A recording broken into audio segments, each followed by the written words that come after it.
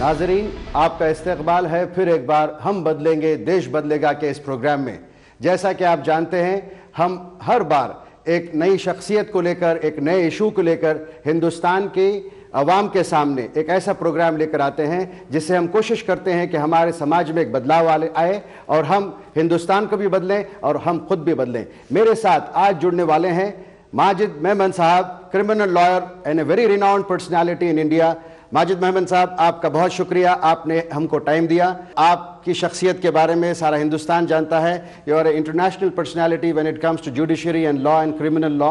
माजिद मेमन साहब, हम इस एपिसोड के ज़रिए से हिंदुस्तान में एक ऐसी सोच और ऐसी लहर की ख्वाहिश रखते हैं जिससे कि हमारे हिंदुस्तानियों में एक जोश और एक ऐसी सोच आए जिससे कि वो चाहें कि भाई हिंदुस्तान में और तरक्की हो और बदलाव आए। आज इस कड़ी को आगे बढ़ाते हुए आपकी जो आपका जो फोटे है लीगल सिस्टम एंड जुडिशरी, इस सब्जेक्ट को लेकर हम आपसे बात करना चाहते हैं। मैं आपसे ये कहना चाहता हूं माजिद साहब कि हिंदुस्तान को अगर हम ज़रा ब्रॉडर पर्सपेक्टिव में देखें, समझने के लिए, हमारे नाजरीन को भी समझाने के लिए कि हिंदुस्तान एक गाड़ी की तरह है जिसके 3 पहिए हैं। एक है जुडिशरी, दूसरा जो है एग्जीक्यूटिव सिस्टम, तीसरा लेजिस्लेटिव। मैं ये भी समझता हूं कि इस गाड़ी को चलाने के लिए जो पावर चाहिए वो है हिंदुस्तान की 120 करोड़ आबादी जो इसका इंजन है और हमारा कॉन्स्टिट्यूशन ये गाइड बुक है जिससे ये गाड़ी सही रास्ते पे, सही रफ्तार से और एहतियात से चलेगी और हमें इसको जो है आगे ले जाने में और उसको तेज चलाने में, तरक्की की तरफ ले जाने में बहुत मदद मिलेगी। आप इस बात से मुत्तफिक हैं जैसे मैं कह रहा हूँ आपको? देखिए, बिल्कुल आदिल साहब, आपने सही फरमाया। हिंदुस्तान एक वसी मुल्क है और इसकी सबसे बड़ी खूबी ये है कि दुनिया का एक ऐसा वाहिद जमहूरियत का ये मुल्क है कि जिसमें कई प्रकार के लोग, कई तरीक़े के लोग, मज़ाहिब और कई कल्चर और कई ज़बानों को, इन तमाम लोगों को एक साथ लेकर 110-120 करोड़ लोगों की आबादी वाला ये मुल्क तरक्की की राह पर गामज़द है। तो इसमें मुश्किलात भी बहुत सारी आती हैं कि इन तमाम लोगों को इकट्ठा करके एक साथ लेके चलना। तो जाहिर है कि इनको गवर्निंग फैक्टर जो हमारा, जैसा कि आपने बहुत सही फरमाया कि constitution of India is a very solemn document. और मैं अपनी तरफ से आपके नाज़रीन से ये कहूँगा कि मैंने कॉन्स्टिट्यूशन को हमेशा एक बहुत ही अहम डॉक्यूमेंट के तौर पर जाना है और दुनिया के किसी भी मुल्क में अल्हम्दुलिल्लाह कई ममालिक में, जैसे अमेरिका है, इंग्लैंड है, साउथ अफ्रीका है और कई ममालिक हैं, अरब ममालिक हैं, जहाँ जहाँ मेरा जाना हुआ किसी लीगल मैटर के तहत, तो मैंने हर वक्त बड़े फ़ख्र के साथ कॉन्स्टिट्यूशन की कॉपी अपने साथ रखी है। और सारी दुनिया में जहाँ जहाँ मैं गया हूँ, दुनिया के बेहतरीन वकला, दुनिया के बेहतरीन जुडिशल माइंड्स, उनके साथ भी जब हमने अपने इंडियन कॉन्स्टिट्यूशन पर नज़रसानी की है तो उन सब ने भी सराहा है कि this is one of the finest documents in the world. और जाहिर है कि जैसा आपने कहा कि हिंदुस्तान की इतनी बड़ी आबादी, जो सारी दुनिया की 17% की लगभग आबादी होती है, वो इस कॉन्स्टिट्यूशन के ज़रिए गवर्न की जाती है। और ये जो है, this is the apex law of our country. और तमाम जितने कवानीन, हमारे हज़ारों जो कानून हैं हमारे, वो सारे कॉन्स्टिट्यूशन के मातहत काम करते हैं। इसीलिए कॉन्स्टिट्यूशन की अहमियत का हमें अंदाज़ा होना चाहिए। आपने बिल्कुल सही फरमाया माजिद मेमन साहब। आम आदमी को अगर हम समझाना चाहेंगे तो कॉन्स्टिट्यूशनली मोस्ट पावरफुल कौन सी बॉडी होती है? लेजिस्लेचर है, फिर उसके बाद जुडिशरी है, फिर उसके बाद एग्जीक्यूटिव है। इसके बारे में आप थोड़ा सा वाज़े करें। देखिए, ये 3 अहम सतून हैं हमारे आइन के ज़रिए, कॉन्स्टिट्यूशन के ज़रिए। ये बात सही है कि ये तीनों अपने दायरे में अपने इख्तियारात का इस्तेमाल सही दिशा में, सही डायरेक्शन में करें तो मुल्क की बहबूद के लिए बहुत ही ज़रूरी है और वो मैं समझता हूँ मुल्क को आगे ले जाने में बहुत कारगर साबित हो सकते हैं। अब पिछले दिनों हाल ही में हम देख रहे हैं कि थोड़ा सा collision between executive and judiciary हम देख रहे हैं कि पिछले गुज़िश्ता हफ्ते में सुप्रीम कोर्ट के कुछ ऐसे आदेश आए हैं कि जिसने एग्जीक्यूटिव को फटकारा है कि आपने यहाँ गलती की है। तो ये एक अच्छी अलामत है कि हम लोगों को एक दूसरे को करेक्ट करने में, पॉजिटिव क्रिटिसिज्म करने में बिल्कुल हिचकिचाहट नहीं होनी चाहिए। और जहाँ तक कि हिंदुस्तान का अदलिया है, इसने हमेशा क्राइसिस के वक्त अपना अहम रोल अदा किया है और क्राइसिस से मुल्क को बचाया है। اور جہاں کہیں ایگزیکٹو غلط ڈائریکشن میں جانے کے لیے کہیں غلط راستہ اختیار کر لیا تو وہاں انہیں کریکٹیو میجرز لے کر جوڈیشری نے اسے درست کیا ہے. یہ بہت اچھی علامت ہے. یہ تو رسپانسبلٹی یہ لوگ لے رہے ہیں. یہ آپ کے بات سے لگتا ہے کہ ہمارا جتنا بھی انفراسٹرکچر ہے یہ لوگ رسپانسبل بھی ہیں, رسپانسبلٹی لیتے بھی ہیں. آپ نے ابھی جو بات کی کہ جس کے بارے میں سپریم کورٹ کی ایک آدیش آیا ہے جس سے ان کو ریزائن کرنا پڑا, پرائم منسٹر منموہن سنگھ نے بھی پرسوں تسلیم کیا ہے. It's a very positive thing for a democracy. اچھا, اب ہم جب ہندوستانیوں کی بات کرتے ہیں, یہ ساری اتھارٹی اور امینڈمنٹس کے جو پاورز آتے ہیں وہ ہمارے ملک کی عوام کے ووٹ ڈالنے پر اور ڈیموکریٹک ٹول کو کانسٹیٹیوشنلی الیکشنرنگ سسٹم کو یوز کر کے صحیح نمائندوں کو سلیکٹ کرنے کے بعد ہی آتی ہے. تو اب یہ ذمہ داری صرف ہم کو ہمیشہ حکومت پہ, جوڈیشری پہ اور جو ہے ایگزیکٹو پہ ڈالنے کے بجائے ہم یہ بھی سمجھنے لگے, جیسے آپ نے تھوڑی دیر پہلے کہا تھا, کہ ہندوستان کے عوام کو بھی ایکولی رسپانسبلٹی لینا ہوگا کہ ہم اپنے دائرے میں, جیسے الیکشن ہوتے ہیں جب ایم ایل ایز ہوتے ہیں یا ایم پیز ہوتے ہیں لوکلی, ہم پری الیکشن ہم ایک بات اس پروگرام کے ذریعے سے آپ کے تھرو ہم یہ بتانا چاہتے ہیں ہندوستان کے عوام کو کہ ہم ایک رسپانسبل سٹیزن کی طرح کوئی ایسا چلن ہم چالو کر سکتے ہیں جس سے پری الیکشن تو گورنمنٹ کراتی ہے, الیکشن کمیشن کراتا ہے, اچھے لوگوں کو چن کر الیکشن سے پہلے ڈفرینٹ پارٹیز کے لوگ ان کو سامنے عوام کے رکھیں, ان میں ایک کنسٹرکٹیو کمپٹیشن ہو اور سلیکشن ہو. یہ کتنی اچھی بات ہوگی تاکہ کرمنلز کو روکا جائے. دیکھیے, یہ آپ نے جو بات کہی اس میں بہت ساری باتیں سمجھنے لائق ہیں. اس میں پہلی چیز تو یہ کہ ڈیموکریٹک پروسیس جو ہے, جیسے کہ کانسٹیٹیوشن میں کہا گیا ہے کہ we the people, it is for we the people. The constitution and the nation is for we the people. Now who the people are? The government of the people, for the people, by the people. Now by the people is very important. کہ ہم خود حاکم ہیں اپنے, ہم محکوم نہیں ہیں. برٹش چلے گئے, ہم نے جمہوریت اپنی پالی, ہم اپنے خود اقتدار میں آئے ہیں, تو اقتدار میں جو شخص بیٹھا ہے وہ میرا نمائندہ ہے. اس بات کا احساس مجھے ہونا چاہیے. لیکن بدقسمتی سے ہوتا یہ ہے, دیکھیے کہ جہاں ووٹ کی بات آتی ہے وہاں بہت ساری کمزوریاں ابھی ہمارے الیکٹورل سسٹم میں ہیں جنہیں دور کرنا بہت ضروری ہے, جس کے لیے ہر شخص کو, خواہ وہ کتنا ہی پست کیوں ہو, کتنا ہی قریب کیوں نہ ہو, کتنا ہی کمزور کیوں نہ ہو, اس کو بھی ایک ووٹ کا اختیار ہے. درخت کے نیچے بیٹھا ہوا ایک چمار جو جوتے سیتا ہے, اگر وہ دو چمار بیٹھے ہیں ایک ساتھ میں تو ان دو کی طاقت ایک انل امبانی یا ایک رتن ٹاٹا سے زیادہ ہے. بے شک یہ سمجھنی چاہیے. بہت بڑی بات. تو یہ اگر اس بات کا احساس ہو جائے, دیکھیے دکھ کی بات یہ ہے کہ democracy believes in majority always, کہ بھائی چلیے اکثریت will prevail, ہے نا. اب یہ اکثریت کیا ہے؟ اگر آپ ہندوستان کے 120 کروڑ لوگوں کا جائزہ لیں تو اس میں بہت بڑی اکثریت غریبوں کی ہے. It is the poor, who are in the majority, not the rich people. آپ کو یہ جان کر تعجب ہوگی کہ اسٹیٹسٹکس یہ بتاتے ہیں کہ ملک کی ساری دولت 120 کروڑ لوگوں میں کس طرح تقسیم ہوئی ہے کہ صرف 100 فیملیز کے پاس 25% ہندوستان کی وراثت ہے. بہت مایوب بات. You can imagine. تو 75% is shared by 120 crore people minus this 100 families.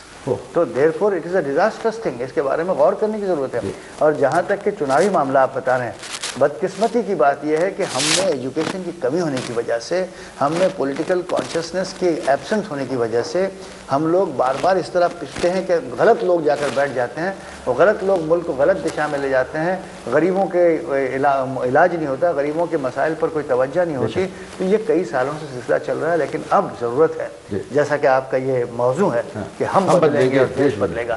میں یہ عرض کروں گا آپ کے مادھیم سے کہ ہم لوگوں کو متفق ہو کر اپنے ووٹوں کے استعمال کی اہمیت کا اندازہ لگانا چاہیے. کہ چناؤ سے پہلے مجھے معلوم ہونا چاہیے کہ میں جس کو ووٹ دوں گا وہ پرائم منسٹر بنے گا, بالکل, میں جس کو ووٹ دوں گا وہ چیف منسٹر بنے گا. وہ ویلیو ہے ووٹ کی. تو مجھے اپنے ووٹ کی ویلیو کا احساس ہونا چاہیے. دکھ کی بات یہ ہے کہ ہمارے کمزور ووٹرز جو ہیں, غریب, مفلس, بے بس, مجبور, کمزور لوگ, وہ بک جاتے ہیں یا ڈر جاتے ہیں. تو یہ ان کا بک جانا یا ان کا ڈر جانا یا ان کا بہل جانا یا بہک جانا جو ہے, وہ اس کی بھاری قیمت ان کو ادا کرنی پڑتی ہے. جی, माजिद मेमन साहब, मैं एक छोटा सा मैं ब्रेक लूँगा। नाजरीन, हम वापस आएंगे माजिद मेमन साहब के साथ एक बहुत ही दिलचस्प और वेरी इंफॉर्मेटिव डिस्कशन लेकर। कहीं जाइएगा नहीं, लौट कर आइए।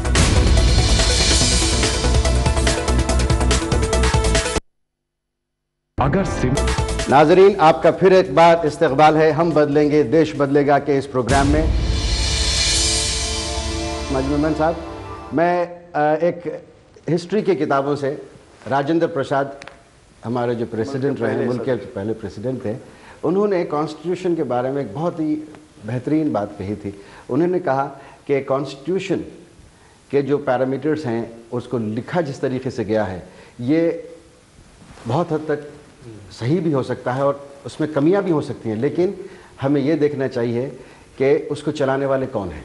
वो लोग जो उसको चलाते हैं वो इम्पॉर्टेंट रोल प्ले करते हैं। Constitution is just a vehicle and the people who drive it are the individuals, और इंसान हैं और हिंदुस्तानी हैं। तो मैं एक सवाल इससे उभर के आता है कि आज हिंदुस्तान में जिस किस्म के कॉम्प्लिकेटेड सेटअप्स में हम चल रहे हैं, बेइंतहा चैलेंजेस हैं और हर तरफ कई किस्म के मशाकिल भी हैं, कई किस्म के इश्यूज़ भी हैं जो अनसॉल्व भी हैं, रिजॉल्व भी हैं।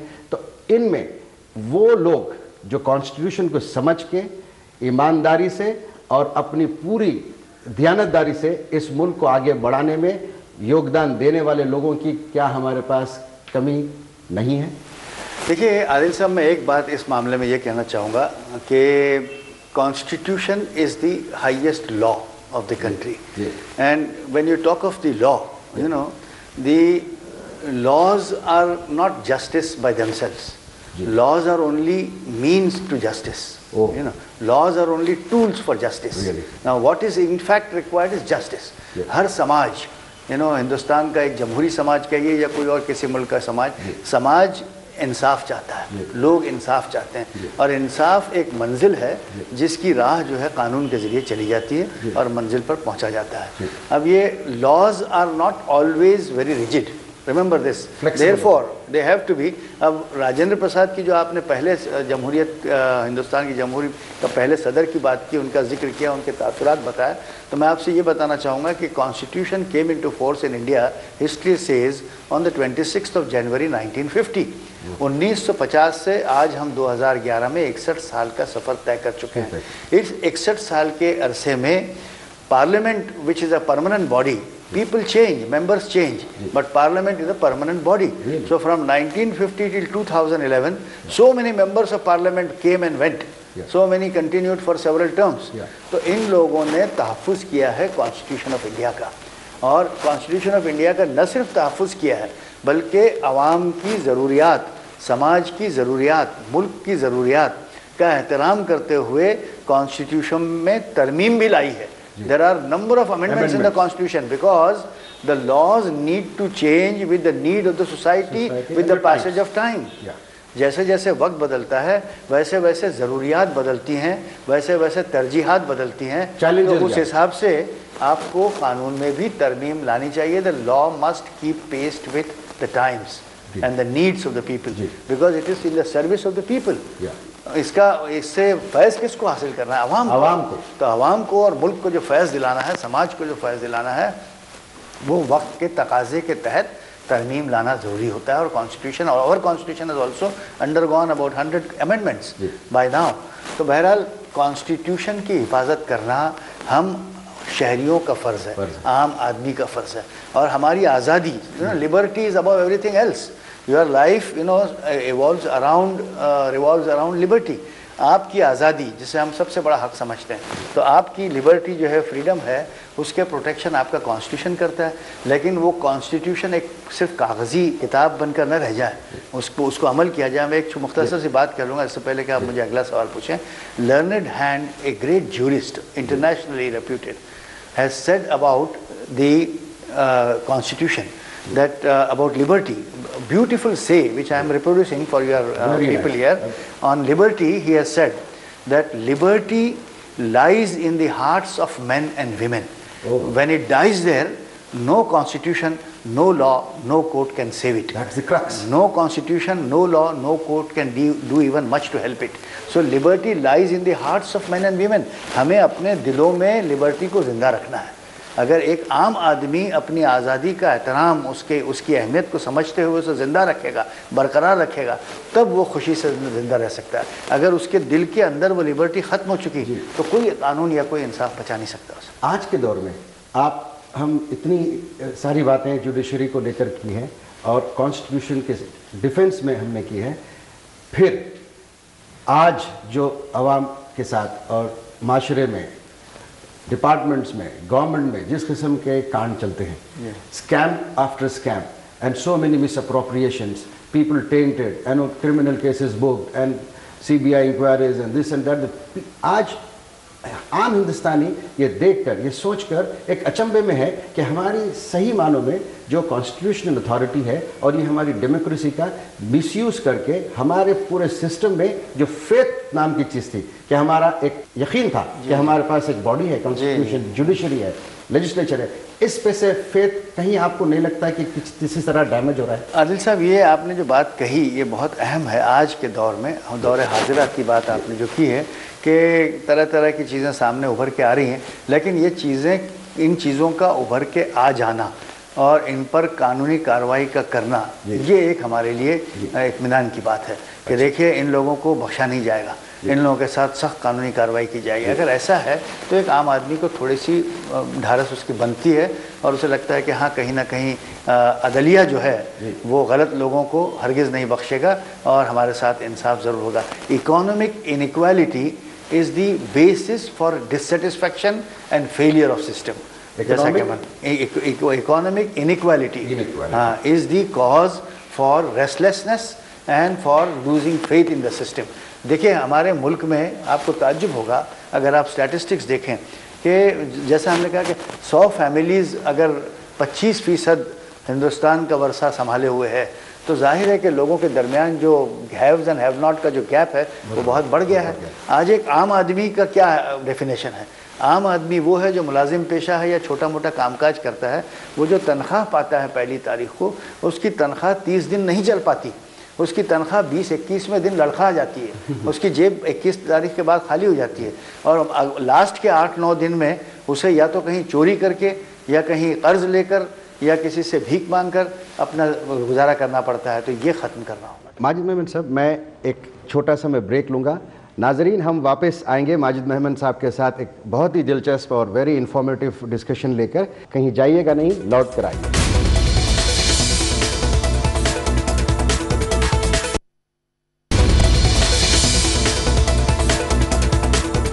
नाजरीन, आपका फिर एक बार इस्तकबाल है हम बदलेंगे देश बदलेगा के इस प्रोग्राम में.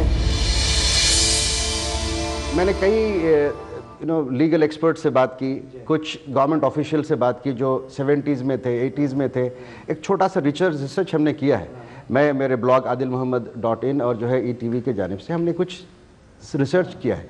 उसमें ये पता चलता है कि अकाउंटेंट जनरल, अब जैसे हम 2G स्कैम लिखते हैं जो रेवेन्यू बेस्ड है, हमारे पास कई ऐसे स्कैम्स हैं जो कंस्ट्रक्शन रिलेटेड, जैसा कॉमनवेल्थ गेम्स की इतनी बड़ी इंफ्रास्ट्रक्चर बनी, तो वहाँ पर 1976 में अकाउंटेंट जनरल की जो अथॉरिटी होती थी वो एक होलिस्टिक होती थी, उस पर ऑडिट भी होता था. Even before the funds were spent there was pre audit, there used to be pre audit. एक प्रोजेक्ट है जिसका फॉर एग्जांपल 100 करोड़ का प्रोजेक्ट है, उस पे इंस्टॉलमेंट्स में पैसा मिलता था. इंस्टॉलमेंट का पैसा जब रिलीज होता था, ऑडिट डिपार्टमेंट से एक ऑडिट ऑफिसर वो इंजीनियरिंग डिपार्टमेंट में जाता था, वो अप्रूव करने के बाद वो पीसेस में पैसा मिलता था. लेकिन फिर गवर्नमेंट ने, उस वक्त की गवर्नमेंट में एक अमेंडमेंट आया, ऐसा कहा जाता है, जिसमें पे एंड अकाउंट्स डिपार्टमेंट का फॉर्मेशन हुआ. उस डिपार्टमेंट में ऑडिट अकाउंटेंट जनरल से पैसा जरूर चला जाता है, लेकिन वहां पे फिर प्री ऑडिट नहीं होती, रिलीज होने से पहले ऑडिट नहीं होती है. तो मैं